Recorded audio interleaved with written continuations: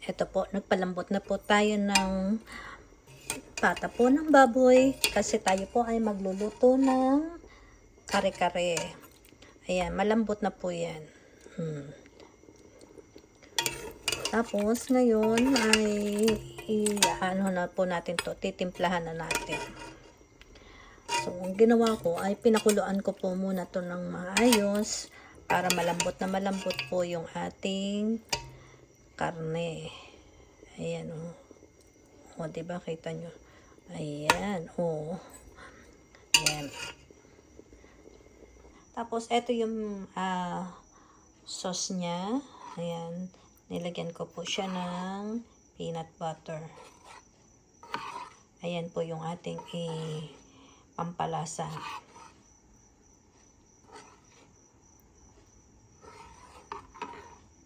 Tapos yung pong mga gulay na isasama natin sa ating kare-kare ay pinakuluan ko po para hindi po siya masyadong lumambot kapag isinabay natin doon.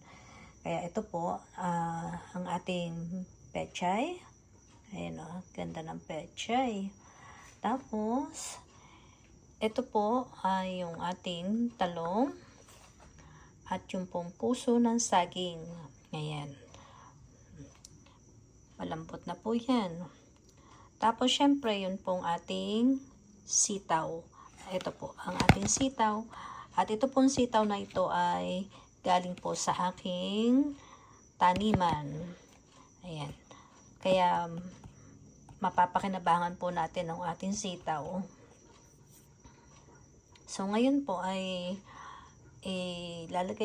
titimplahan ko lang muna yung ating ulam. Tapos, saka ko po ilalagay itong ating mga gulay para po hindi siya masyadong lumambot. So, ngayon po, ilalagay na natin yung ating sauce. Ayan.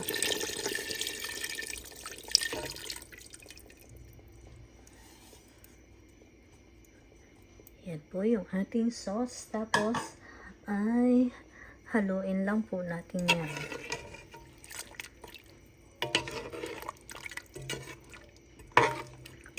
At pakukuloan lang natin para hanggang sa medyo lumapot po yung ating sabaw.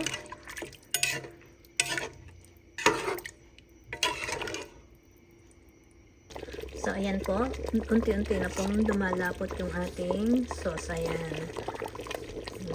Antay pa po tayo ng konti pa bago natin ilagay yung ating mga gulay. Ayan.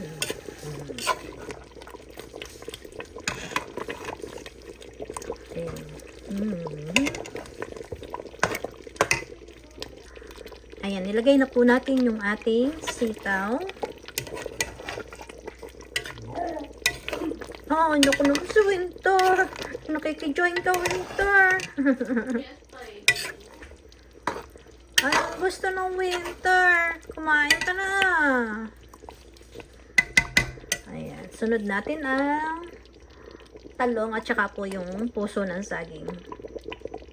Ayan. Inilagay ko na rin po yung ating talong at yun pong ating puso ng saging.